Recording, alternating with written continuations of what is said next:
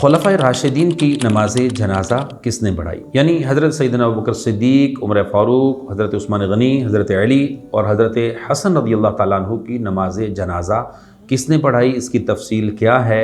یہ آج کل ہمارے ہاں نوجوان طبقہ بھی اور بعض احباب اس چیز کی طرف جاتے ہیں کہ یہ تفصیل بیان کی جائے، تو آئیے اس کی تفصیل کی طرف جاتے ہیں۔ اس کا جواب یہ ہے، حضرت سیدنا ابوبکر صدیق رضی اللہ تعالیٰ عنہ کی نماز جنازہ حضرت سیدنا عمر فاروق رضی اللہ تعالیٰ عنہ نے پڑھائی۔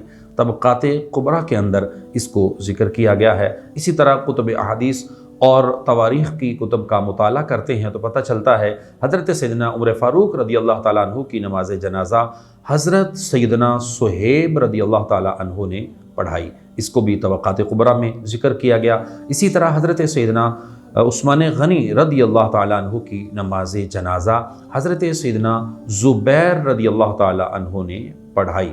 تاریخ الخلفاء میں اس کو ذکر کیا گیا۔ اسی طرح حضرت سیدنا علی المرتضیٰ رضی اللہ تعالیٰ عنہ کی نماز جنازہ حضرت سیدنا حسن رضی اللہ تعالیٰ عنہ نے پڑھائی۔ اس کو بھی تاریخ الخلفاء میں ذکر کیا گیا۔ اسی طرح حضرت سیدنا امام حسن رضی اللہ تعالیٰ عنہ کی نماز جنازہ ان کے بھائی حضرت سیدنا امام حسین رضی اللہ تعالیٰ عنہ نے پڑھائی۔ فتاوی رضویہ شریف جلد 5 میں اس کو ذکر کیا گیا۔ اللہ کریم ہمیں اہل بیت اطہار اور خلافت راشدہ خلفائے راشدین سے پکی سچی محبت نصیب فرمائے۔